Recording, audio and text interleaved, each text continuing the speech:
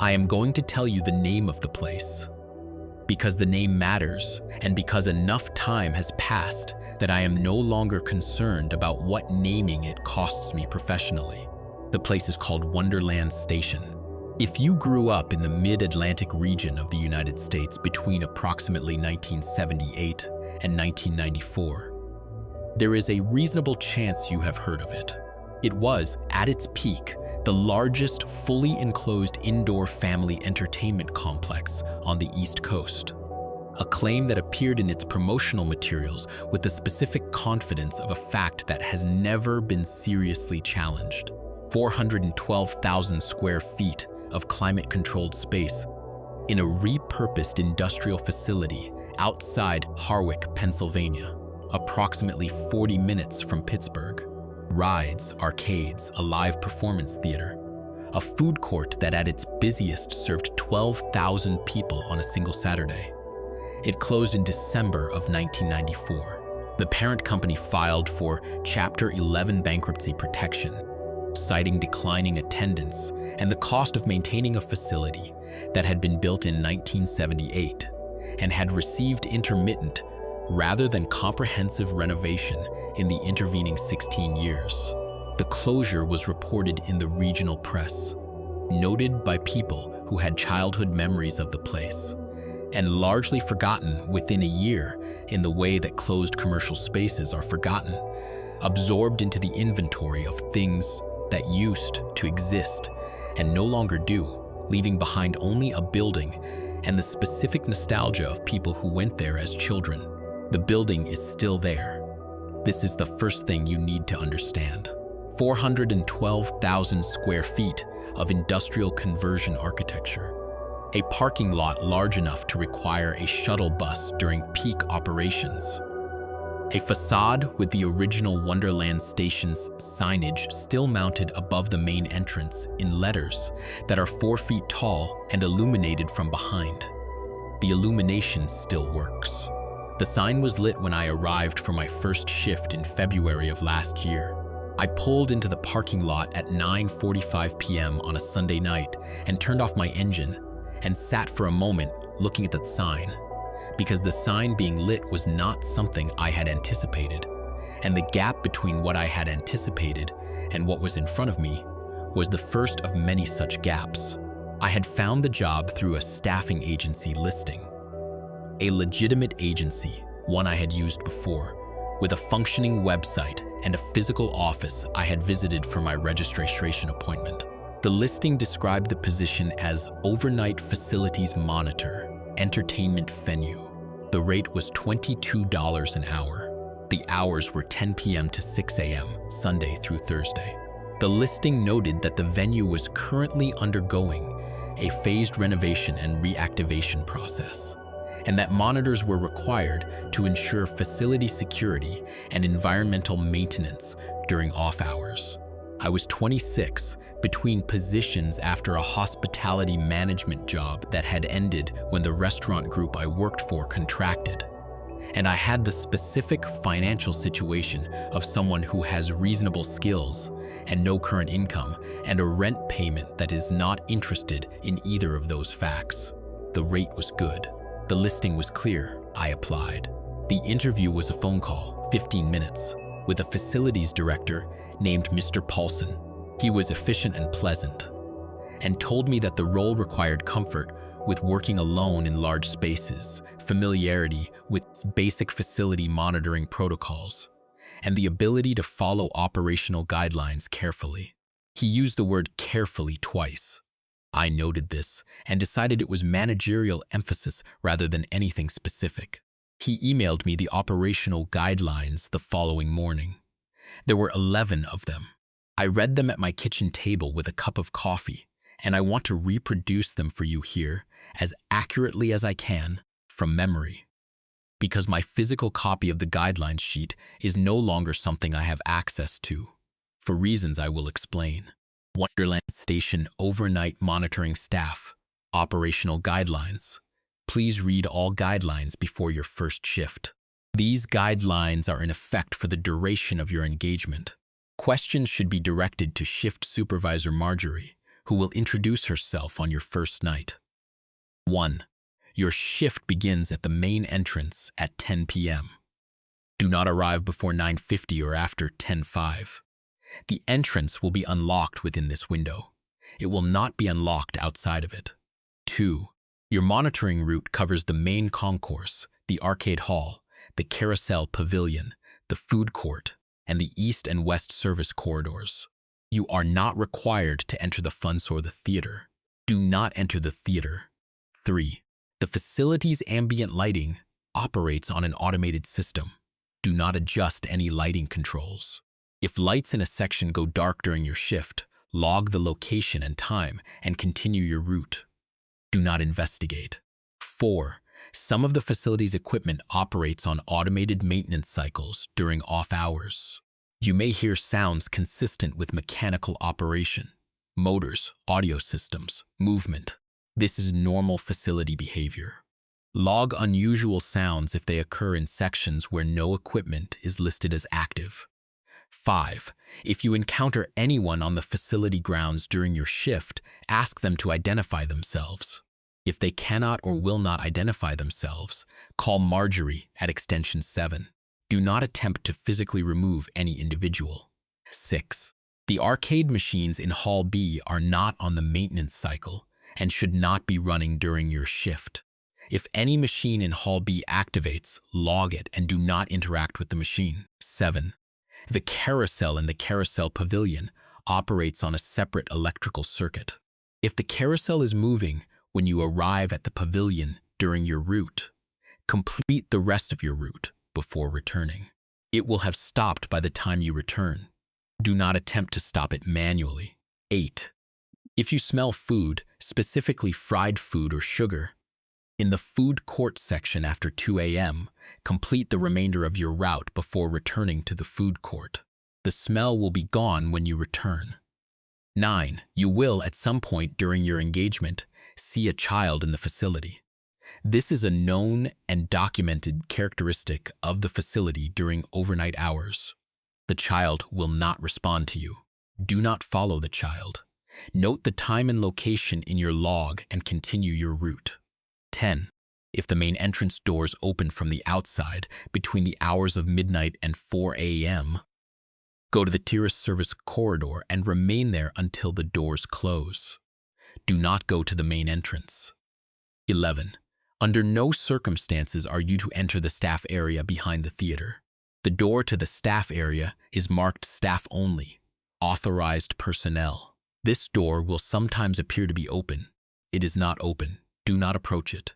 I read the guidelines twice. I want to be honest with you about my reaction, because I think honesty about initial reactions matters when you are trying to understand how a person ends up in a situation like the one I ended up in. My reaction was not alarm. My reaction was the mild, professional attention of someone who has worked in enough managed environments to understand that operational guidelines for facilities are almost always more dramatic than the situations they describe. Buildings make sounds. Old equipment runs maintenance cycles. Large empty spaces, especially ones with a history of high occupancy, generate sensory phenomena that are entirely explicable and become legendary through the process of night shift workers with too much quiet and too much imagination. The guideline about the child was the one that gave me the longest pause. I read it 3 times, and then I decided that it referred to a specific and known characteristic of the building. Reflections, perhaps, from the remaining interior displays, or a recurring trespasser, or some optical phenomenon produced by the space's lighting system. I decided this deliberately. I showed up at 9:52 p.m., and the main entrance door was unlocked, and I went inside. The first thing was the smell. Not the fried food and sugar that Guideline 8 referenced, that came later. This was the baseline smell of the facility, which hit me the moment the entrance doors swung closed behind me. A combination of industrial cleaner, the particular sweetness of old carpeting that has absorbed years of spilled beverages, and something underneath both of those, a smell I could not name immediately, and spent 3 shifts trying to name before I arrived at it. It was the smell of a place that had been full of people for a very long time and was now not full of people. The accumulated atmospheric residue of millions of visits, sunscreen and fast food and children's sweat, and the cold metallic smell of arcade tokens, absorbed into the walls and ceiling and floor over 16 years of operation and still present, still releasing slowly into the air, even 30 years after the last customer had left. The main concourse stretched ahead of me, wide, with a vaulted ceiling that had been painted to resemble a sky, blue, with stylized clouds, and a sun above the central junction that was rendered in the cheerful primary color aesthetic of 1978 commercial design. The paint had aged, the clouds had yellowed slightly. The sun's expression, it had an expression, a simple smiling face, had developed cracks in the paint that gave it an entirely different quality than the cheerful intention of its original design. The ambient lighting was on, low, as Guideline 3 implied, the kind of safety illumination that keeps a space from being completely dark without making it fully lit. Enough to see by, not enough to feel comfortable. A woman was standing at the junction of the main concourse and the East Service corridor. She was perhaps 60, in a dark Wonderland Station polo shirt, the original staff uniform, with the facility's logo on the left chest, and she had the specific, settled quality of someone who has been in a place so long that the place has become an extension of her presence. "You're the new monitor," she said. "Yes," I said. "Marjorie, that's me." She did not extend her hand. She looked at me with a calm, appraising attention. "You read the guidelines twice. Good." She turned slightly. "I'll walk you through the first route. After tonight, you do it alone." She paused. "Questions before we start?" "The child," I said. Guideline 9. She looked at me without any change in expression. "What about it?" she said. "Is it a real child? Is it a trespasser? Is it a reflection or—" "It's a known and documented characteristic of the facility," she said. "The guideline covers the appropriate response." "I understand the response. I'm asking what the child is." Marjorie looked at me for a moment with the expression of someone deciding how much is useful. "The facility operated for 16 years," she said. "From 1978 to 1994, millions of visitors. In a significant number of cases, first-time visitors." She paused. "Young visitors." Some of those visitors had significant experiences here. The kind of experiences that leave an impression. She paused again. "Not on the visitor. On the facility." I looked at her for a moment. "You're describing a haunting," I said. "I'm describing a known and documented characteristic of the facility," she said. "The guideline covers it. Do you want to see the route or not?" I saw the route. For the first 3 nights, I want to be clear. Nothing happened that the guidelines did not account for. The facility was what it appeared to be. A vast, dark, closed amusement space in a state of managed preservation. The rides were still in place. I could see them in the sections I walked through, standing in the low ambient light like industrial sculpture, their colors still visible beneath years of dust, their mechanisms silent. The carousel in the carousel pavilion was still and beautiful in the way that things built for motion are beautiful when they are not moving. The horses suspended mid-gallop, the rounding boards painted with pastoral scenes that had faded at the edges. On the first night, I heard the sound of a motor running in the arcade hall. I checked my maintenance schedule. Hall A machines were listed as on cycle. I was in Hall A. I logged it and continued. On the second night, at approximately 1:40 a.m., I smelled fried food in the food court. I was in the food court section, running my route. I noted the time, before 2 a.m., so the protocol of Guideline 8 did not apply, and I made a note in the log and kept moving. When I returned to the food court at the end of my route, the smell was gone. The kitchen equipment was cold and clearly inoperative. On the third night, a machine in Hall B activated. I was in the arcade hall doing my route check when I heard it. The specific sound of an arcade machine coming to life. the startup sequence of lights and audio, and the attract mode that machines run when they are not being actively played. I was in Hall A. The sound was from the direction of Hall B. I went to the junction between the two halls and looked through. Hall B was dark, except for one machine, roughly in the center of the hall, which was lit in the full color of its attract mode. I could see the machine clearly from the junction. It was a racing game, the kind with a seat and a steering wheel, common in arcades of the era. The seat was empty. The attract mode was running, a looping demo of the game's course. Cars moving through a pixelated landscape, the game's theme music, playing at the volume that arcade machines play at, which in a silent, empty hall carries very clearly. I did not interact with the machine. I logged the time and location, 2:17 a.m., Hall B, Racing Cabinet, Southeast Quadrant, and I completed my route. When I passed Hall B on my next circuit, the machine was dark and silent. I want to tell you about the shift where things changed, which was my 7th. Not because the first 6 were normal. They were not, entirely, though I have given you the representative shape of them. But because the 7th shift is when I understood what I was actually doing in that building, and what the building was actually doing with me. I arrived at 9:51 p.m. Marjorie was not at the main concourse junction, which was unusual. She had been there each previous night. I stood in the entrance foyer for a moment and looked down the concourse and waited. She did not appear. I started my route. The first 3 sections were unremarkable. Main concourse, clear. East service corridor, clear. I logged my check times and kept moving. In the arcade hall, Hall A, I stopped.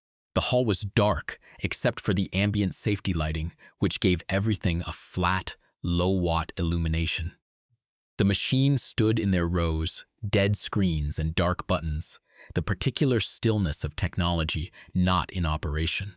I had walked this route 6 times, and I knew the hall's geography by this point. Knew where the wider aisles were, knew which machines were larger than they appeared from the entrance. Knew the far wall where Hall A connected via a short corridor to Hall B. There was a child at the far end of Hall A, not a reflection, not a shadow configuration, not any of the things I had prepared to interpret this as. A child, approximately 7 or 8 years old, standing at the far end of the hall facing away from me. Dark hair, a striped shirt, the kind of casual clothing children wore in the 1980s. The kind of clothing that exists in every photograph from that decade in a way that is unmistakable and specific to the era. Small sneakers with Velcro closures. Standing still. Facing the corridor to Hall B, I stopped walking. The child did not move, did not turn, did not give any indication of registering my presence. I thought about Guideline 9. The child will not respond to you. Do not follow the child. Note the time and location in your log and continue your route. I noted the time, 11:34 p.m. Hall A, far end, approximate position northeast quadrant. I continued my route. I did not follow. I moved to the service corridor access and continued my circuit in the way the route specified, and I did not look back. When I completed the circuit and returned to Hall A, the child was gone. I logged the location. I wrote the time it took me to complete the circuit, 42 minutes.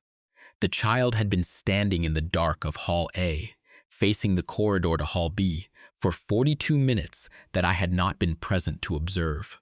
I thought about what Marjorie had said, the kind of experiences that leave an impression, not on the visitor, on the facility, a child who had come here for the first time, who had stood in this arcade hall, perhaps, for the first time. Looking at the machines, looking at the entrance to Hall B, the excitement of it, and had left as all visitors leave through the main entrance at the end of the day, and left something here that was still standing in the same spot. I completed the shift without further incident. On the 8th shift, I went to talk to Marjorie before starting my route. She was at the main concourse junction as she had been on the first 6 shifts. She looked at me with the same calm, settled attention. The child, I said. Last shift, Hall A. I know, she said. It's in your log. I have questions that the guidelines don't answer. She considered this. Some of them I can answer, she said. Some I can't. How many children are there? A pause. In the facility? Yes. She looked at the main concourse. The facility ran for 16 years. It was one of the most visited family entertainment venues in the region. During its peak years, attendance on a Saturday could exceed 15,000. She paused. We don't have a precise count. I sat with that. They don't know they're here, I said. It was not quite a question. No. They're just continuing the visit in a manner of speaking. And the carousel, I said. And the machines in Hall B. And the food smell after 2 a.m. Marjorie looked at me with the expression of someone for whom a conversation they have had before is proceeding exactly as it always proceeds.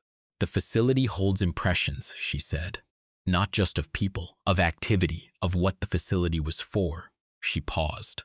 The carousel ran for 16 years.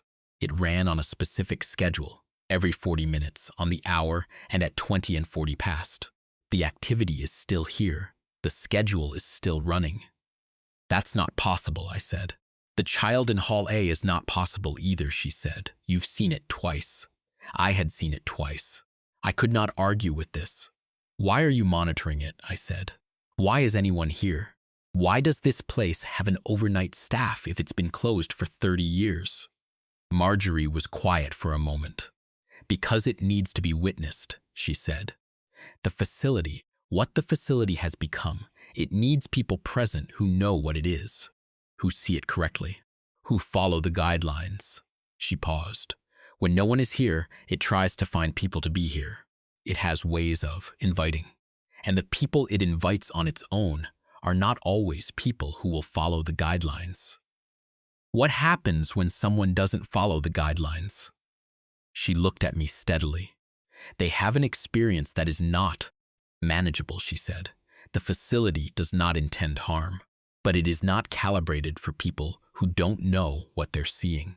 It gives them more than they can hold. She paused. Guideline 11. The door to the staff area behind the theater. I don't enter the theater, I said. Guideline 2. You don't enter the theater, she agreed, but you know the staff area exists. And you know the door sometimes appears to be open. I've seen it. From the theater entrance. I had seen it on my third shift.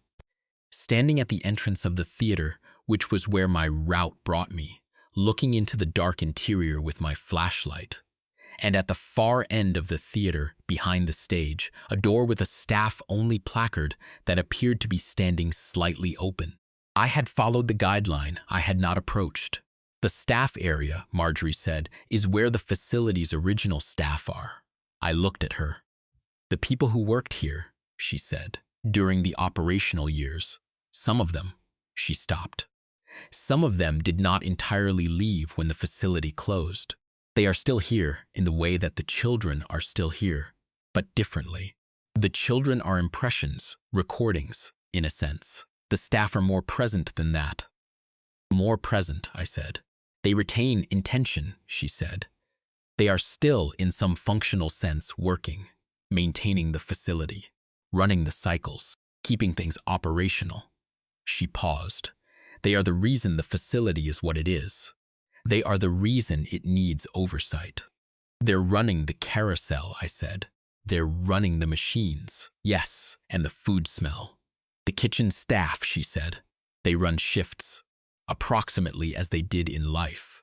I looked at the main concourse. The painted sky ceiling, the cracked sun with its unintended expression. You're one of them, I said. Marjorie was quiet. You worked here, I said, when it was open. I was the night facilities coordinator, she said, from 1981 to 1994. I closed the building every night for 13 years, and you're still closing it. Someone has to, she said. The building doesn't close on its own.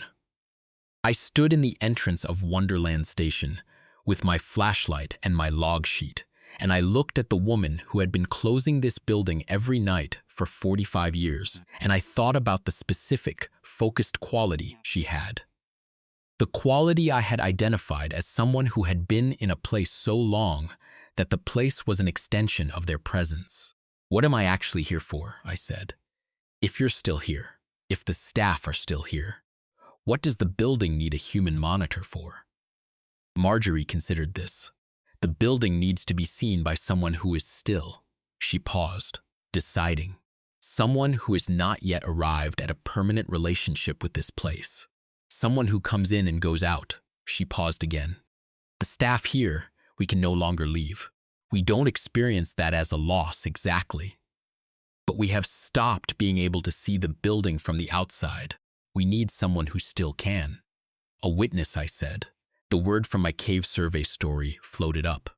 "Not this narrator, mine, the word. A witness," she agreed. "And the guidelines," I said.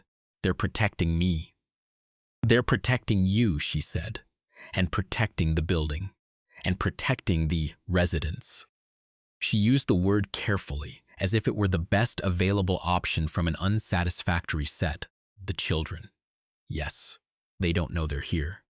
If someone encounters them without knowing what they are and reacts with fear, with alarm, with the kind of response that disturbs the space, it distresses them. They don't understand what is happening. They are in the middle of what was, for them, a very good day." She paused. "Guideline 9 exists so that doesn't happen."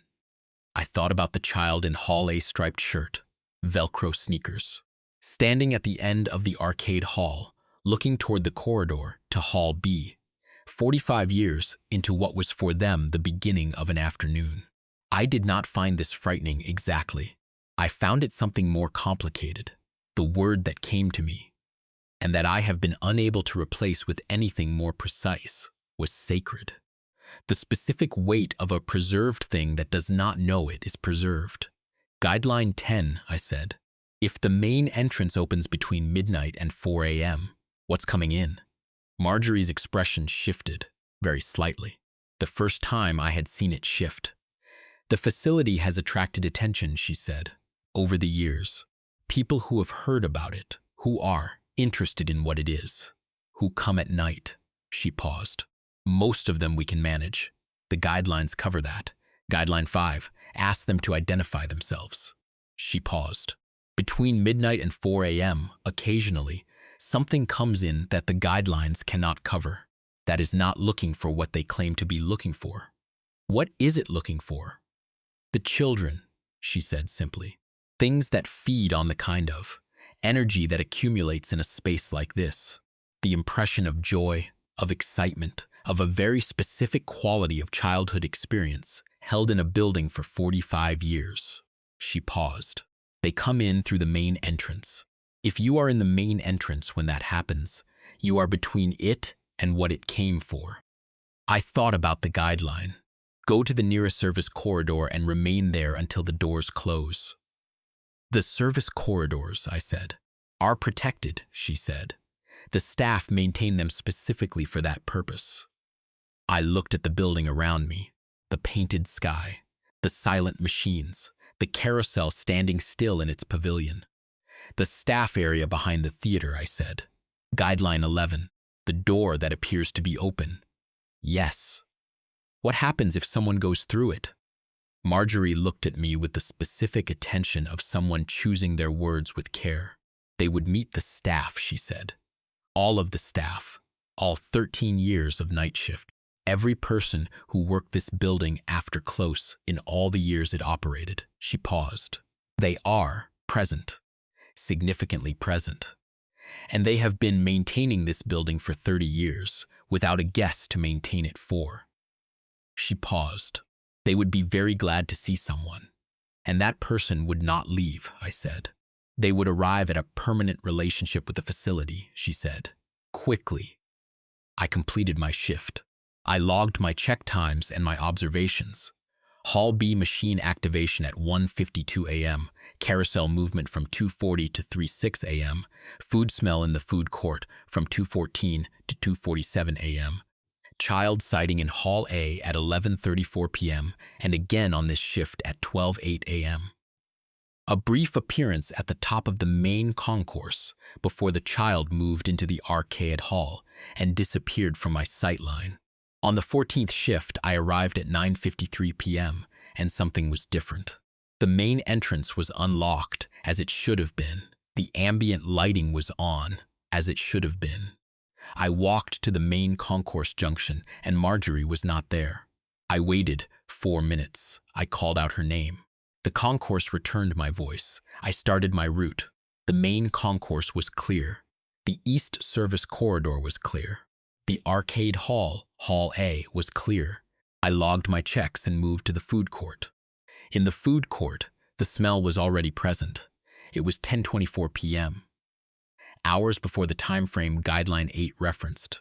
The smell was strong, stronger than I had experienced it before. Not just the suggestion of fried food, but the full atmosphere of an operating kitchen, oil and salt and sugar in the proportion of a facility serving thousands of people a day. I noted it. I completed the food court check. I moved to the carousel pavilion. The carousel was moving, not gently, not at the slow, stately pace it usually ran during the automated cycles I had documented. It was running at what I can only describe as operational speed. The speed it would have run at during the facility's active years, with the rounding board lights illuminated, the music playing, the full carousel experience at 10:31 p.m. with no one on the horses. I stood at the pavilion entrance and looked at it. The guidelines said, "Complete the rest of the route before returning. It will have stopped." I continued my route. At the theater entrance, I stopped. The theater was a large performance space, seating for perhaps 800, with a stage designed for the kind of live character, shows that family entertainment facilities of this era ran several times daily. It had always been dark when I reached it on my route, dark and still, the seats in rows, the stage empty. Tonight, the stage lights were on. Not all of them, not the full lighting rig that a performance would use. A single follow spot aimed at center stage, illuminating a circle of light in an otherwise dark theater.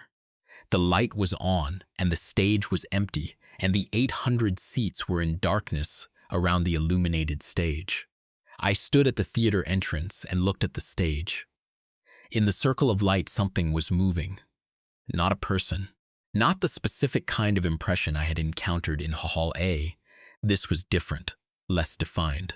More like the concentrated presence of something that occupied space without having a form the eye could fully process. A distortion in the light, not a shadow, because it was in the light and should therefore not cast shadow in the way that things in light cast shadow. And yet the shadow quality was present, the sense of something three-dimensional in a way that light alone was not accounting for. The staff area door at the far end of the theater, behind the stage, was open, not appearing to be open. Open. I could see through it.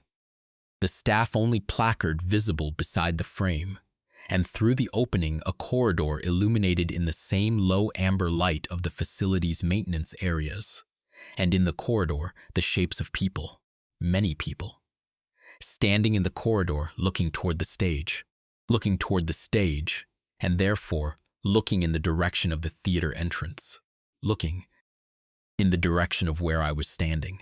I was not supposed to be at the theater entrance looking into the theater. The guideline was clear. Do not enter the theater. But the guideline said nothing about the entrance. I was at the entrance.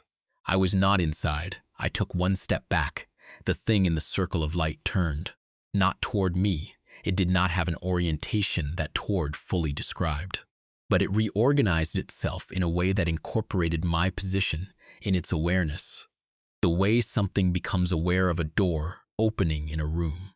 I took another step back. I went to the nearest service corridor, the West Service Corridor access, which was 12 feet from the theater entrance.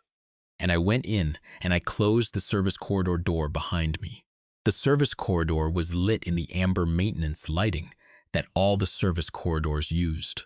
Narrow, concrete floored, running parallel to the public spaces of the facility. I stood in it and leaned against the wall and listened. From beyond the door, through the concrete, I could hear the carousel music. It ran for a long time. I stayed in the service corridor and listened to it, and I counted the duration because counting was something to do. 22 minutes. Then it stopped, with the specific finality of something that has completed a cycle. I stayed in the corridor for 5 more minutes. Then I opened the service corridor door and stepped back into the public space. The theater entrance was ahead of me. The theater was dark.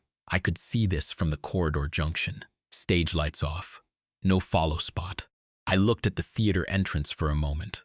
I did not go to it. I continued my route. The carousel was still when I reached the pavilion on my return circuit. The horses in their positions, the rounding board lights off. Hall B was dark and quiet. The food smell in the food court was gone. Marjorie was at the main concourse junction when I completed my circuit. The theater, I said. I know, she said. The door was open, the staff area door. It opens sometimes, she said. More frequently lately. A pause. The staff are aware that the monitoring engagement has become more extended than these engagements typically are.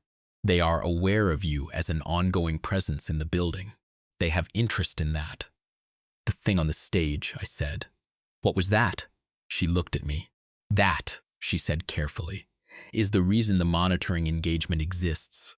The reason someone is always placed in this building. The reason the guidelines specify that you do not enter the theater.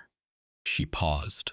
It came in through the main entrance one night in November of 2003, on a night when the previous monitoring arrangement had lapsed. When no one was here, it found the theater, and it has been here since. And the staff, I said, they're in there with it. The staff are throughout the facility, she said, but the theater is their center of gravity, where they gather, where they are most present. She paused. It is an arrangement that neither party chose and neither party can easily exit. It's feeding on them, I said. Marjorie considered this. It is a relationship, she said. Not a kind one, but a functional one. The thing that comes in through the main entrance between midnight and 4 a.m., I said. Is it the same kind? Similar kind, she said. Younger, less established. She looked at the main concourse. The facility is a known location for things of that type. A large concentration of preserved impression, held in a confined space. It attracts them. And I go to the service corridor when they come in, I said. And the staff manage them.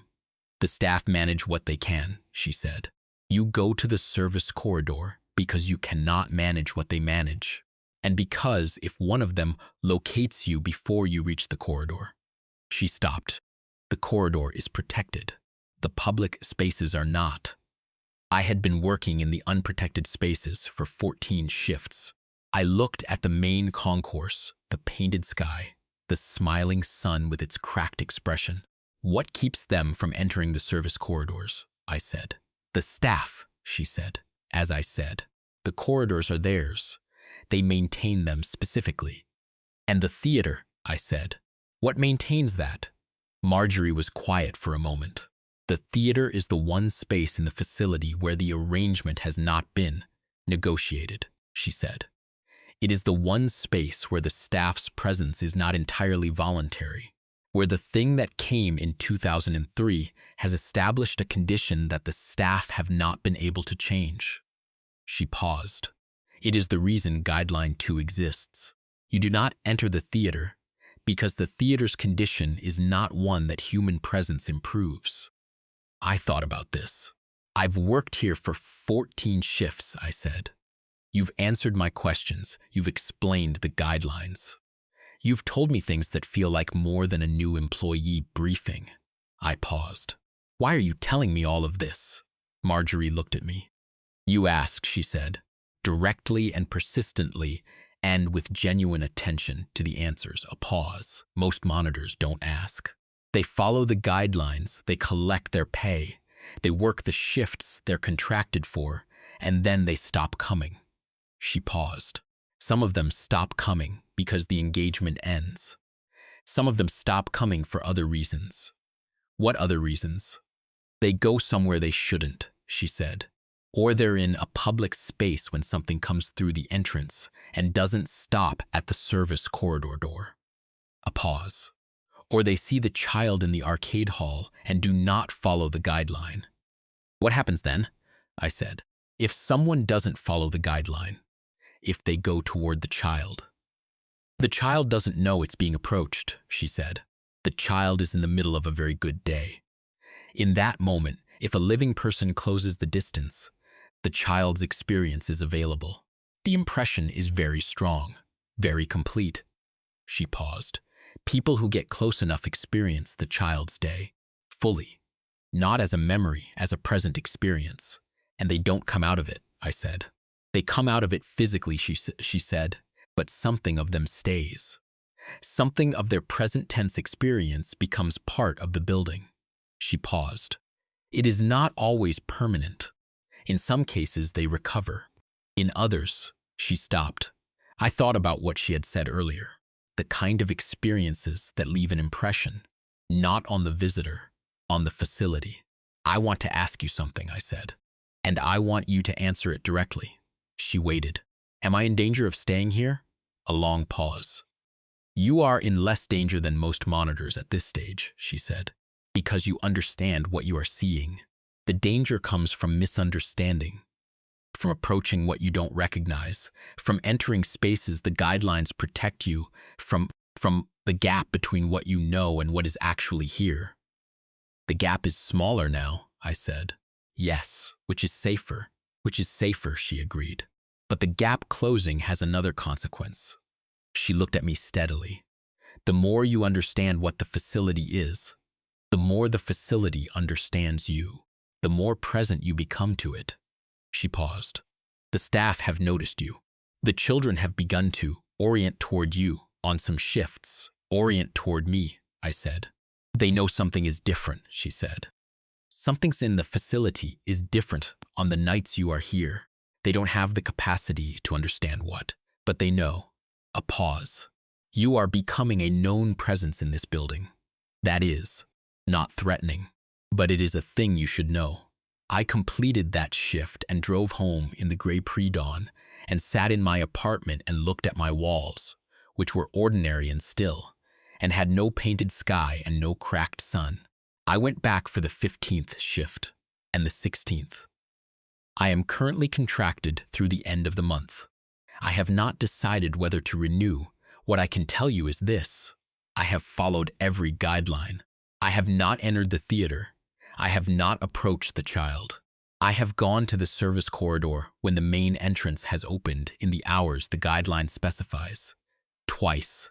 And I have stayed there until the doors closed and the corridor was quiet.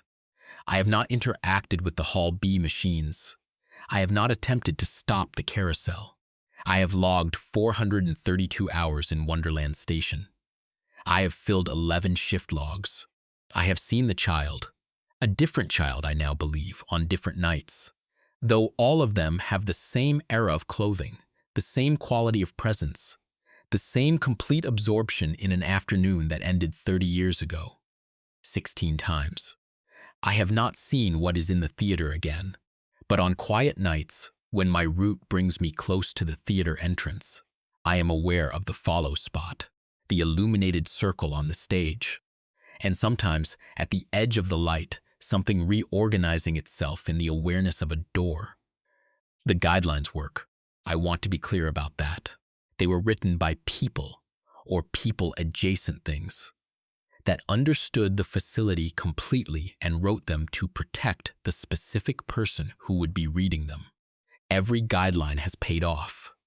Every guideline has mattered in exactly the moment it was written to matter. Guideline 9 is the one I think about most. The child will not respond to you. Do not follow the child. Last Thursday, at 3:12 a.m., I was in Hall A on my 4th circuit of the shift, and the child was at the far end of the hall. Striped shirt, Velcro sneakers, facing the corridor to Hall B, and the child turned around. Not the way an impression turns, not the gradual reorganization of a thing that does not fully exist in the present. The child turned around the way children turn around when they have heard something behind them and their body responds before their attention does. The child looked at me. I do not know what the child saw. I do not know whether the face had the expression of someone who can see me, or the expression of someone who is looking at a place where something is. I could not read it clearly in the low light. I noted the time in my log. I continued my route. I have not told Marjorie. I am going to tell her tonight.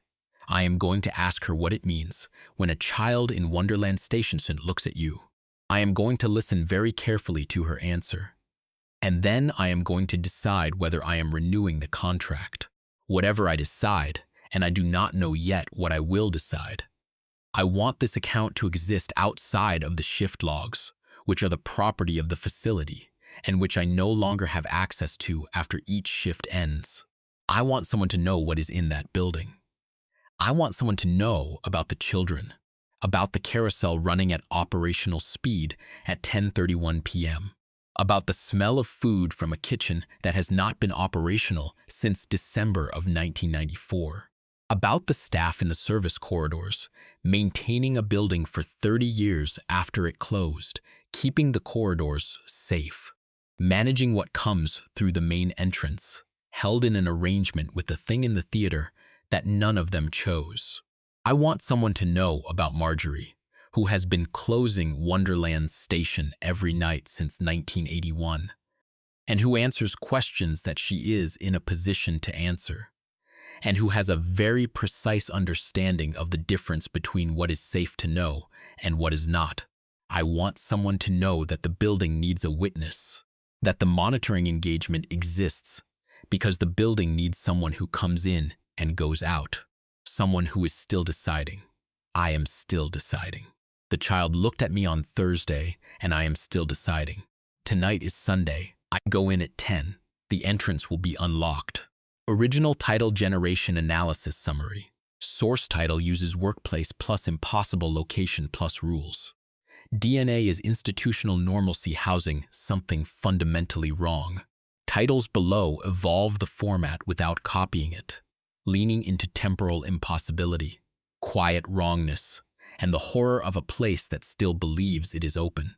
The shopping mall in my town has been closed for 30 years. The night staff never left. I worked at a family restaurant that stopped serving food in 1991. The hotel at the edge of town has guests that never check out. Our town has a swimming pool that opens every summer. It has been condemned since 1988. The Children's Museum had a night shift. Nobody asked what the night shift was for. I took a cleaning job at a closed department store. The employees were still stocking the shelves. The drive-in theater burned down the year I was born. I still see it screening films on Friday nights. I was hired to monitor a building that has been officially empty for 26 years. The diner at Exit 44 has not been in business since 1987. Their specials board changes every day. There is a roller rink in my town that still plays the same songs it played the night it closed.